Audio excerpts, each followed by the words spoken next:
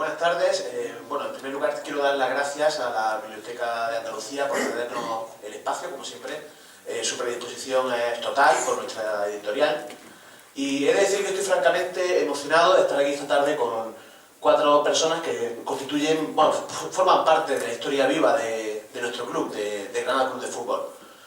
Para cualquier aficionado del Granada Club de Fútbol, estar rodeado de las personas, en mi caso yo, por mi juventud, mucho de lo que sé del Granada ha sido leyéndolos a ellos. Entonces, quiero darles las gracias porque, aparte de lo que me contaron mis padres, lo que me contaron mis abuelos, de aquello que yo viví en el antiguo campo de los Cármenes, como socio de en segunda División B, gracias a leer a Antonio, a leer a Ramón, a leer a José Luis, a los dos José Luis, he podido aprender mucho del club que yo siento y que vivo como mío. Ahora mismo son desvelos lo que nos ofrece el Granada Club de Fútbol, habida cuenta de los actuales avatares que estamos sufriendo, pero bueno, son penurias incomparables a épocas todavía muy recientes. Así que aprovecho para lanzar mi grito de aliento. De otras peores hemos salido y no quiero recordar aquel nefasto Granada-Murcia ni aquella bajada a tercera división, por lo que todos sabemos. Yo recuerdo todavía aquella eliminatoria nefasta contra la Roda, pero bueno, también estuvimos allí en la doble eliminatoria contra la Valona y contra el Guadalajara. Estuvimos allí luego en el ascenso a segunda, hemos estado en el ascenso a primera y bueno, y seguiremos estando con el Granada Club de Fútbol como buenos rojiblancos horizontales que somos. No voy a extenderme mucho porque yo aquí en primer lugar como editor, yo quiero pasar desapercibido y más estando con ellos. Y también sobre todo porque por edad, experiencia y conocimientos poco puedo yo aportar, aparte de forofismo, estando aquí presentes estos 4 maestros. Ellos ya llevan muchos años haciendo literatura y de la buena e investigando sobre nuestro equipo. Era de justicia que José Luis diera por fin el salto a las librerías y a las estanterías de todos los granadinistas, y también era de justicia que estuviera muy bien acompañado en la presentación de su libro. Y yo creo que mejor acompañado difícilmente podrías estar.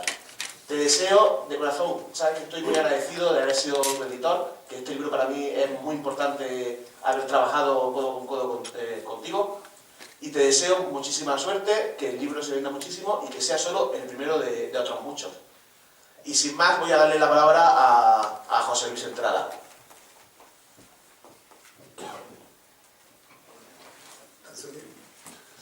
Hola, buenas noches. Mañana, martes 20 de enero de 2015, el Granada tendrá un nuevo entrenador. El equipo ha perdido muchos partidos y amenaza con descender a segunda división. Pero es que hace 80 años, casi exactamente, el Recreativo, que entonces era Granada, se llamaba Recreativo, también perdía muchos partidos, amenazaba con descender a tercera y llegó un nuevo entrenador. Hoy, 80 años después, Abel Resino sustituirá al entrenador que teníamos, como hace 80 años Lipo Erza sustituyó a Antonio Rey. Curiosamente, Rey, el primer entrenador que tuvo el Recreativo, también era sevillano. Pero antes de seguir adelante, debo agradecer y agradezco al autor su dedicatoria del libro, donde tiene la osadía de llamarle maestro, que es mentira podrida y exageración evidente. Pero lo cierto es que yo he compartido la autoría de una historia del Granada digital que él continúa actualizando temporada tras temporada para que siempre esté en la última. También quiero manifestar mi satisfacción por compartir con Antonio Lasso y Ramón Ramos, historiadores de pro y amigos del alma. Y por supuesto con Víctor Gallardo, editor de mi libro Granada, un siglo de anécdotas, que lleva 7 meses en lo más alto de la lista de ventas de Editorial Daura. Siempre es bueno decirlo. En cuanto a Once Fantasmas, hay que decir que es un magnífico libro de fútbol y de historia. No solo de historia futbolera, sino de historia granadina. En sus páginas se escribe, por ejemplo, sobre una mujer granadina que yo confieso que desconocía, que se llamó Agustina González, y fue una rara avis de los años 30, porque vestía de hombre y entraba solo en los bares con gran escándalo de todo. Sus padres tenían una zapatería y por eso le decían Agustina la Zapatera. Fundó un partido político que no se llamó partido, sino entero. El entero humanista, que se presentó a las elecciones de 1931 y consiguió 25 votos. Los granadinos se reían de ella por muchas cosas absurdas que incluía en su programa. Cosas tan absurdas como pedir la igualdad de hombres y mujeres, el matrimonio entre personas del mismo sexo, la desaparición de las fronteras geográficas y la moneda única universal. Curioso que aquella loca de la que se ría la gente, todas estas proposiciones que tenía en su programa se han cumplido. Las fronteras no se han quitado en el mundo, ni la moneda es única en el mundo, pero sí en Europa. Le decían loca y como además era lesbiana, fue fusilada en el mismo lugar de Biznar y por los mismos que fusilaron a García Lorca y por el mismo motivo. Pero volviendo al fútbol y a aquel equipo fantasma, quiero recordar con cariño a los jugadores que conocí personalmente e incluso entrevisté en algunos casos. Por ejemplo, el fundador y socio número 1 durante muchos años, José Amigo Rico, a quien entrevisté en su casa de la calle Agua del Albaicín y me contó un montón de cosas desconocidas y sorprendentes para mí en el año 1985. Paquito Carmona, que era un extremo derecho de fino regate y que se retiró del fútbol por el miedo que le inspiraban los defensas de entonces, entre los que no faltaban los granadinistas, como el propio Carrera, que ha motivado en buena parte el que este libro esté hoy aquí presente con sus papeles, y que según Carmona sacaba virutas del muslo de los contrarios. Rafael Peregrín, defensa y capitán del equipo, que se retiró con 20 años cuando se vio en el hospital por una feroz patada del sevillista Benítez, que luego vino al Granada, y en aquel momento estaba Rafael Peregrín compartiendo habitación con su hermano, que era novillero, y se dijeron los dos hermanos: estamos locos, uno en el fútbol y otro en los toros, nos vamos a morir, lo que tenemos que hacer es retirarnos los dos y dedicarnos a trabajar. Y así hicieron y les fue muy bien en la vida. Hablé mucho con Antonio Monvillar, que según me contó, me dijo él que el primer entrenador del Recreativo, el sevillano Antonio Rey, era bastante bruto y no hacía las cosas acompasadas. Y me agregó que una vez, en un partido que jugaron en Almería, decidieron después del partido que un masajista le diera masaje, lo cual era la primera vez que ocurría en el equipo del Recreativo de aquellos jugadores. Y todos se quejaron una barbaridad porque decían: después de la paliza que nos han dado en el partido, ahora encima este hombre nos da otra paliza, con los masajes. Hablé mucho con Morales, que fue presidente del Colegio de Árbitros de Granada durante muchos años, que vino de fuera y que se quedó para siempre en Granada, donde fue un jugador muy bueno y un árbitro muy reconocido y que actuó muchísimo durante muchos años. Hablé largo y tendido con la viuda del presidente Matías Fernández Figueres, que fue solo una vez a Los Cármenes, ese estadio que había construido su marido. Y me dijo que ella estaba desde entonces muy harta del Recreativo, porque su marido no paraba de reuniones, partidos y de poner dinero, y que aquello no podía durar, lo que sí duró hasta que se murió casi. Y el caso peor que tengo en mi vida de relación con antiguos recreativistas es el del medio izquierda Herranz.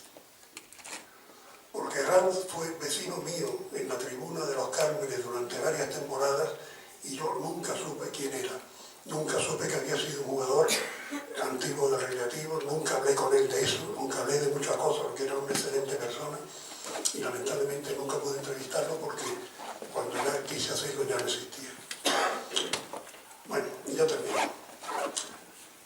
Sí quiero recordar que como soy tan viejo, además de conocer personalmente a estos personajes, recuerdo perfectamente haber visto jugar al Recreativo en su última temporada, la que ya no sale en este libro, la de 1939-40, la primera después de la guerra. Yo entonces tenía 6 años, era socio infantil y me sabía de memoria el equipo titular de entonces, con esta relación de nombres gloriosos que recito desde hace 75 años y con lo que termino mi intervención. Loro, Millán, González, Santos, Maside, Fernández, Mesa, Tronqui, Sosa, Rubio y Aguileño. Así termino. Entonces, ese aplauso que a lo mejor piensan en darme a mí, se lo ruego que sea para ellos, para los antiguos jugadores del Recreativo.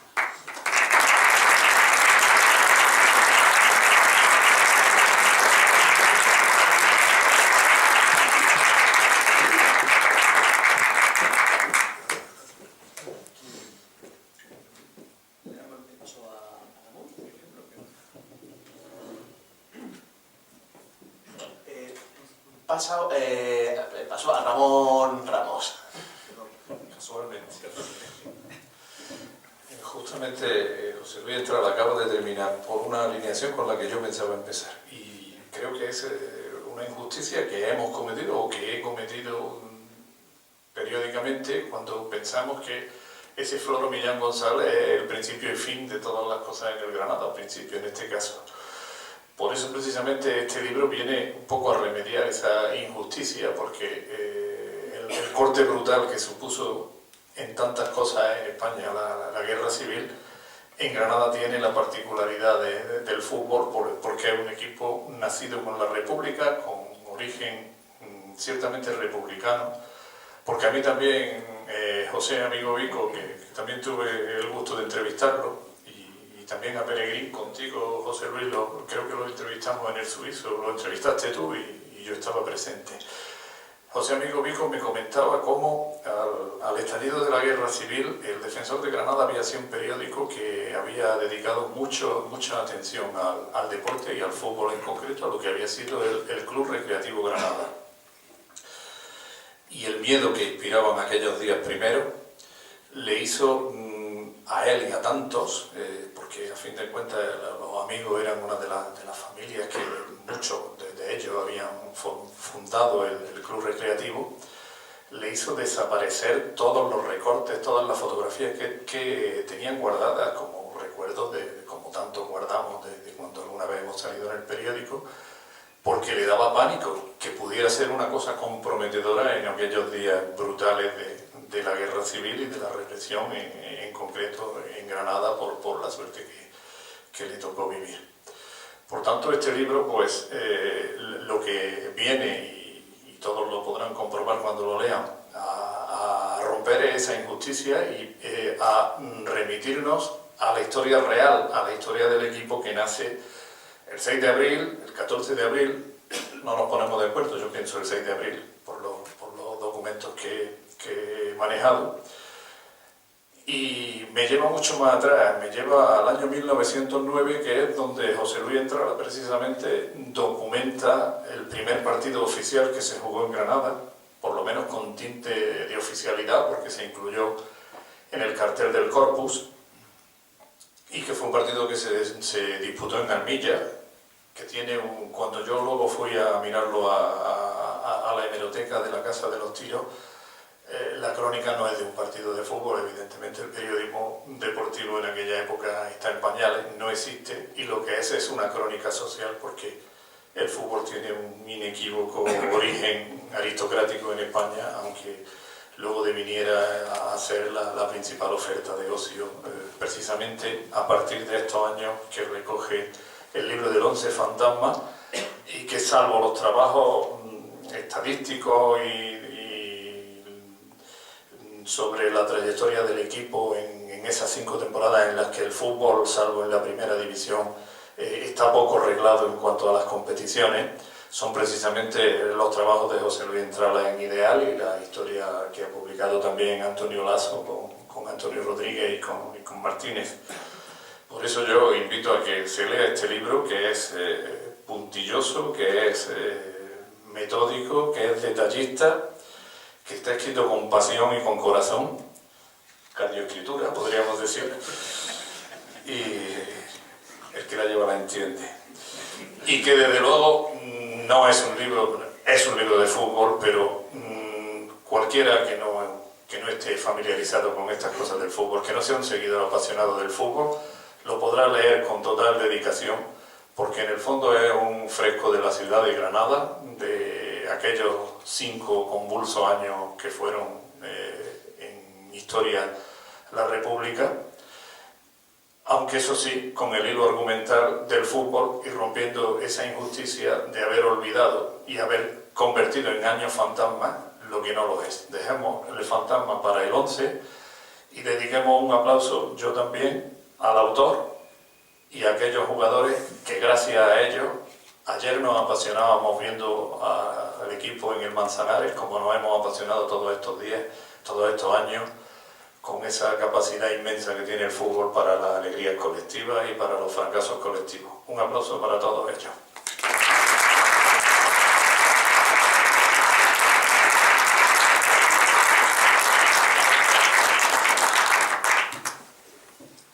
la palabra Antonio Lasso. Bueno, ahora me toca a mí, después de haber oído a Ramón, hombre, Ramón es que es su hermano, ¿eh? Hay que tenerlo en cuenta también. Entonces, hablar de un hermano, yo no lo sé, pero tendría que hacer todo elogio, que es lo que ha hecho Ramón con su hermano José Luis. Pero vamos, aparte de su hermano, estamos aquí otros amigos que lo acompañamos y que nos hemos visto por encimilla lo que iba a escribir en el periódico, porque nos han mandado una maqueta a casa y ya sabemos más o menos de qué va esto. Yo me han llamado la atención muchas cosas de este libro, porque en algún sitio he leído que José Luis es un ratón de hemeroteca, y yo creo que para hacer todas estas cosas te tienes que meter en la hemeroteca por la mañana a las 6 de la mañana y salir a las 11 de la noche, porque hay que ver la pila de datos que nos ha dado y la pila de historias que nos ha contado, algunos que estamos hartos de leer la historia, de escribirla y de no sé qué, y sin embargo de este libro he sacado un montón de cosas nuevas que la verdad, algunas que no las sabía, como por ejemplo eso de que a las calles le cambiaron los nombres en la República y la Lóndiga se llama no sé qué y la otra se llamaba no sé cuánto, que la he puesto por aquí porque para mí es una cosa muy curiosa que la he sacado de este libro que teóricamente es de fútbol. Y entonces este José Luis Ramos que tengo a mi lado es que es un fenómeno. Resulta que la calle Nueva de la Virgen se convirtió en Fermín y Galán, el Paseo de la Bomba se llama Fernando Los Ríos, etc. Y luego después San Juan de Dios vuelve a llamarse Del Aire, que yo no tenía ni idea que la calle San Juan de Dios llamaba Del Aire. La calle Talavera del Albaicín recupera su nombre Agua, desaparece Martínez Campos y desaparece Alhóndiga. Se suprime el nombre de Pérez de Rasti y vuelve a llamarse calle Aranda.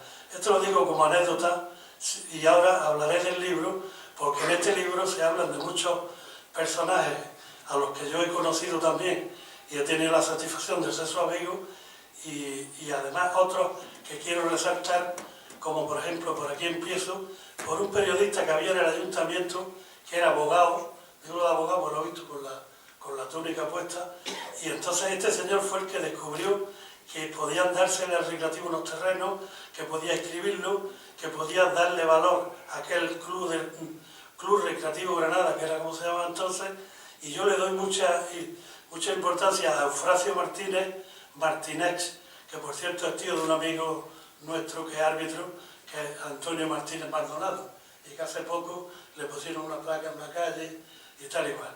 Entonces esos datos, pues me gusta mucho leerlos, me gusta mucho comprobarlos, y yo creo que es un éxito este libro por la pila de cosas que trae, que incluso los que estamos leyendo y escribiendo todo esto todos los días, pues no lo sabíamos, como algunas cosas que nos escribe de la historia de Granada, que ya lo recoge el libro como historia de Granada, no de Granada.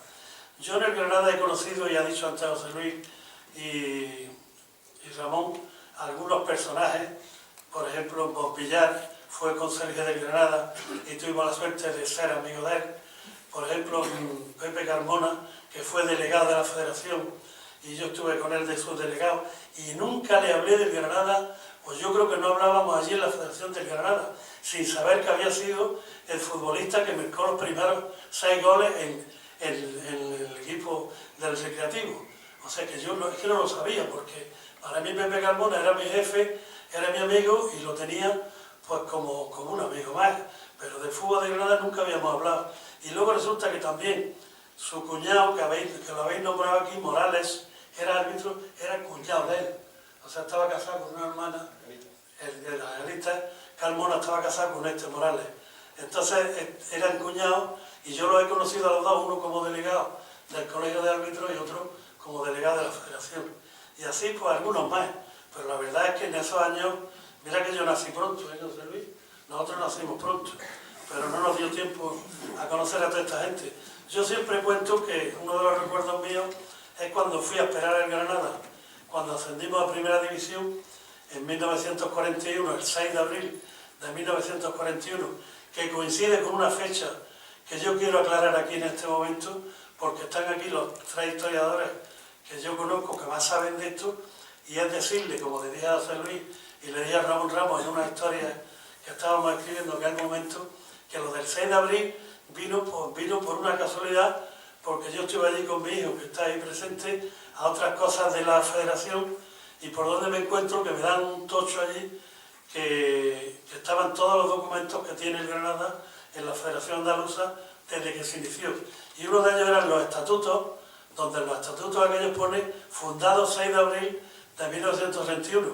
Yo me quedé con aquello pues como un documento que yo no lo conocía. Vine, le pregunté a Ramón Ramos si lo sabía él de este documento, y me dijo, no tengo ni idea. José Luis le pasaba igual. Y entonces a partir de ahí yo digo que se creó el 14 de abril de 1931, pero teóricamente, porque ese fue el día que parece que se llevaron los estatutos para su aprobación a la calle Duquesa, el mismo día justamente que se proclamó la República.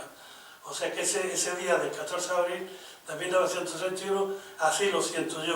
Entonces yo digo fundado el 6 de abril y criado o presentado los estatutos, que luego se aprobaron unos días después, el 14 de abril de 1931, que es donde basa también José Luis muy bien toda la propuesta del libro.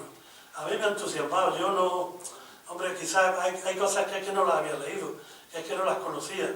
Entonces me alegra mucho que esta vuelta que da él durante el equipo, por llamarlo de alguna forma, de la República, aunque duró, o sea, justamente duró del 31 al 36, o sea, toda la República. Luego, lógicamente, después se pudo regenerar ese equipo, volvió a salir otra vez, y a partir del 36, cuando ya se reanudaron las competiciones, salió el Recreativo, que estuvo hasta la temporada 40-41, que se le cambió el nombre a Granada Club de Fútbol. Entonces yo lo recomiendo este libro, yo creo que todos los que estáis aquí ya lo habéis comprado, estoy seguro, pero quiero recomendarlo para los que no están, lo oigan en la televisión, en los periódicos, etcétera, porque es un libro de una lectura agradable, amena, y que a mí personalmente, creo que a mis compañeros, les ha gustado mucho. Solamente desearle a José Luis, que es muy joven, que siga teniendo estos éxitos con los libros, porque nosotros, yo la verdad, es que después de la enciclopedia estoy ahí con otro libro, pero no me atrevo porque ya estamos muy mayores y no estamos para esta historia. Aunque en Granada la historia, hasta que os moréis todos los que estáis ahí. O sea que Granada tiene tela. Granada tiene películas para muchos años. Yo se lo deseo de corazón. Y nada, un abrazo para todos y aquí estamos a vuestra disposición para lo que queráis.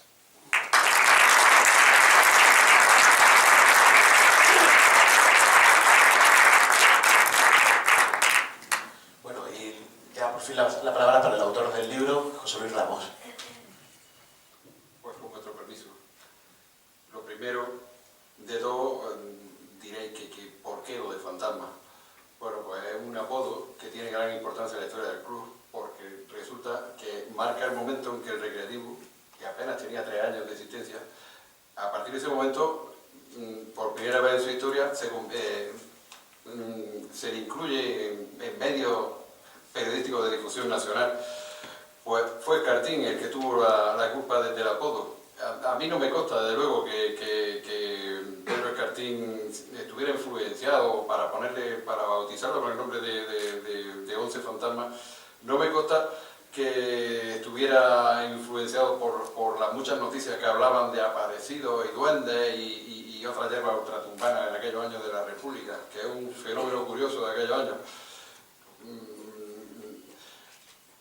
Porque había un fantasma en Barcelona, hablaban los periódicos, que si había aparecido otro en el pueblo toledano de Sonseca o en el barrio gaditano de La Viña, y en Granada también teníamos nuestro fantasma, que se llamaba el Duende, se llamó el Duende del Darro, por cierto, que también lo recojo aquí.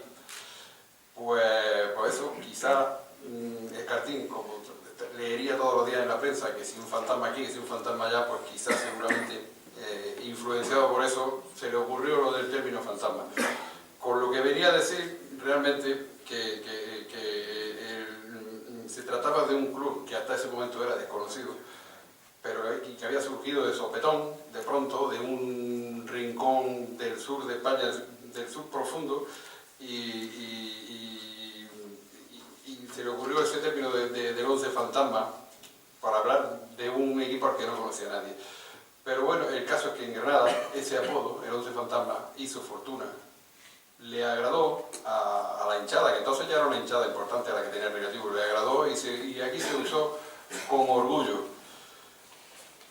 de ahí viene el nombre del 11 fantasma. No quiere decir que el equipo se dedicara a ponerse una sábana por encima y a dar sustos, no, de eso nada.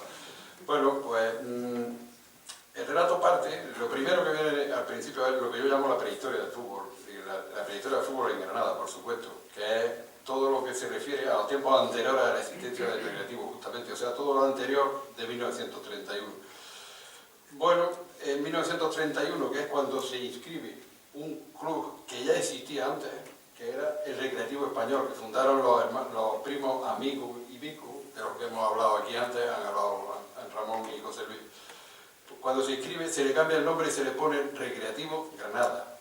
Y desde ese 1931 ya podemos decir que es cuando empieza realmente a escribirse la historia del fútbol en Granada, que es cuando ya existe el club, que está a punto de cumplir 84 años, que cumpla muchos más, por supuesto, que es el actual Granada Club de Fútbol, que cuando se fundó, como sabemos, se fundó con el nombre de Recreativo. Y bueno, y lo que recojo es los 5 primeros años de vida, porque curiosamente el Recreativo nació por la República, por lo menos parece ser que se inscribió el mismo 14 de abril, pero es que estuvo a punto de morir también con la República cuando se estaba preparando el complot contra la República en 1936. Precisamente en ese momento el club atravesaba una crisis muy profunda, que si la guerra sirvió para algo positivo, por lo menos sirvió para que no desapareciera este equipo y en la actualidad podamos seguir hablando de él. Algo bueno por lo menos tuvo. Bueno, y como digo, en cada uno de los capítulos, o sea, en cada una de las temporadas la incluyo en un capítulo distinto. Al final incluyo también un cuadro estadístico, un cuadro resumen, que puede ayudar mucho, donde están todas las alineaciones y todos los resultados, tanto de los partidos oficiales como de los amistosos. Porque en aquellos tiempos se jugaban bastante más amistosos que oficiales. La categoría eran de 4 o 5 equipos, 6 como mucho. En fin, eso para los muy futboleros. Y al final pues termino con una breve biografía de cada uno de los personajes que creo yo que más importancia tienen en aquel equipo o que más cosas interesantes tienen que contar. Bueno, y lo que se puede decir del libro fundamentalmente es que es una crónica. Una crónica va de 1931 a 1936. Se recogen todas las vicisitudes por las que atravesó el Club Recreativo Granada en sus 5 primeros años de vida.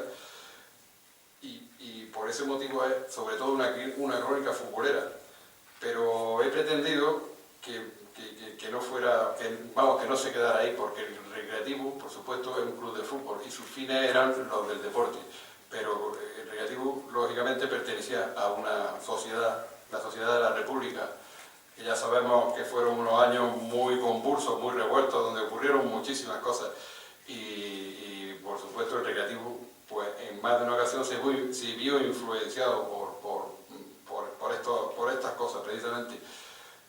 Por ejemplo, cuando en 1934, el 15 de octubre de 1934, el Granada, el Recreativo, había jugado su primer partido de liguilla de ascenso a segunda división y había ganado en Huelva 2-3, la Peña del Realejo, que ya existía por entonces, organizó un recibimiento con banda de música, con pancartas, para recibirlos cuando venían en la estación de Andalucía, tal como habían hecho unos meses antes, cuando entonces el equipo venía de Gerona. Pero fueron también a recibirlo y hubo una manifestación que fue desde la estación hasta la sede del club, que entonces estaba en la calle Sierpe Alta, que no existe esa calle ya. Bueno, pues quisieron repetir aquel recibimiento triunfal, y estamos hablando que era el 15 de octubre de 1934, pero los 200 más o menos que se habían reunido allí para recibir al equipo pues fueron disueltos por la fuerza pública, porque solo hacía unos días que se había declarado la ley marcial en España, porque acababa de ocurrir lo de Asturias, lo que se llamó la Revolución de Asturias. Y para qué hablar cuando en 1936 el club alquiló su estadio, el Estadio de los Cármenes, para un mitin del Frente Popular, al que se calcula que acudieron más de 100.000 personas. Pues eso que desembocó en una manifestación, y al terminar esta manifestación empezaron unos gravísimos incidentes que ocuparon ese día y los dos siguientes, arrojando varios muertos e incendios por toda la ciudad. En fin, esos graves sucesos, pues algunos dijeron que Granada, el Recreativo, tenía gran parte de culpa por haber alquilado su estadio al Frente Popular y se dieron de baja. En fin, eso agudizó bastante la crisis que poco tiempo después a punto estuvo de terminar con el club. Pues, como digo, el Recreativo, sus fines eran deportivos, no políticos, pero evidentemente el Recreativo pertenecía a una sociedad y la ciudad era como era en aquellos años y pasaban las cosas que pasaban. Por lo tanto, pues no me he limitado solamente a relatar lo que fueron, pues eso, que si el Recreativo va a Huelva y gana, que si va a Córdoba, porque eso también está, ¿no? Pero lo completo, con todo como era Granada, como ha dicho Ramón muy bien, he querido hacer un fresco, una pintura de cómo era Granada, cómo era la sociedad. Por eso incluyo aquí muchas otras cosas que pasaron que no tienen nada que ver con el fútbol, aunque, como ya he dicho, también en algunos casos tocan, aunque sea de refilón, a lo que es la historia del club. Y también de esa manera he pretendido que pueda leerlo tanto el futbolero como el que lo es algo menos, sobre todo el que es amante de la historia de esta ciudad, que me consta que somos muchos. Y como digo, he querido de esa manera hacerlo más atractivo y más ameno para el lector. Bueno, y termino ya, pues, haciendo vamos, agradeciendo sobre todo a estos tres monstruos que me acompañan aquí, con los que no podían faltar en esta mesa, porque ellos también son, de alguna manera, son también padres de parte de este librillo, porque evidentemente sin su trabajo, sin sus muchos y sabios escritos sobre el club, pues seguramente a mí nunca se me habría ocurrido meterme en este berenjenal ni escribir sobre esto. Y junto a ello también, pues quiero hacer mención a, bueno, en la dedicatoria del libro está, se la dedico por supuesto a José Luis Entrada, que yo considero mi maestro, aunque a él no le gusta que le dé este tipo de coba, pero bueno, pero lo es. Bueno, pues junto a José Luis se lo dedico a Joaquín Carrera Canela. Carreras, era un defensa de la época que ya lo nombraba, del que decían que cuando entraba se llevaba las virutas del burlo de los futbolistas, porque es que el Recreativo de la República tiene también la fama de equipo montaraz, de un equipo que lo lograba todo por la buena o por la mala, a la tremenda como fuera, vamos, que tenía fama de equipo muy leñero y muy marrullero y muy tramposo. Bueno, no hay que exagerar, ¿no? Bueno, pues este señor, Joaquín Carrera Canela, como digo, era un sevillano que vino de la mano de Antonio Rey, vino a Granada, estuvo aquí 3 años, siempre fue titular porque era el prototipo, bueno, yo para mí es el símbolo de este equipo, era un prototipo de futbolista este que se hace querer enseguida porque es todo punto honor, porque lo da todo siempre, porque siempre se puede contar con él, aunque sus virtudes futbolísticas sean quizás discutibles, pero es el que está siempre ahí y a fin de cuentas esos son los que más calan en la afición. Pues este señor, Joaquín Carrera Canela, pues cuando ya se retiró, que por cierto se pidió públicamente en la prensa de la época, se pidió que se le hiciera un homenaje, que era la primera vez que se pedía tal cosa para un futbolista, luego fueron relativamente frecuentes, pero en los tiempos de la República no lo eran. Pues como digo, para él sí se pidió, porque es que era muy querido de la afición. Pues, insisto, este señor se fue a su Sevilla y trabajó humildemente, porque entonces los futbolistas evidentemente no ganaban ni la centésima parte de lo que ganan ahora. Se tiró toda su vida como obrero tipógrafo y su sobrino nos lo describía como un señor muy serio, que iba siempre, era soltero, iba siempre perfectamente trajeado y siempre llevaba en la solapa una insignia dorada de Granada con mucho orgullo. Pues cuando se murió Joaquín Carrera, este sobrino suyo encontró entre sus papeles un sobre donde tenía distintos escritos y fotos y cosas así de su época, de cuando había estado en el Recreativo, porque por lo visto nunca pudo olvidar y se sentía muy orgulloso. Y estos papeles los hizo llegar al club, yo lo llamo los papeles Carrera, y lo hizo llegar al club y gracias a Rufete, el jefe de prensa, y gracias a mi amigo Rafa Doña, que no ha podido venir hoy porque tiene que trabajar, pues llegaron también a mis manos y también, por lo tanto, hay muchas de las fotos aquí, sobre todo de las que son menos conocidas, de las que podéis descubrir aquí inéditas, pues que son de aquellos papeles de Carrera, por lo tanto no tenía más remedio también dedicárselo a él.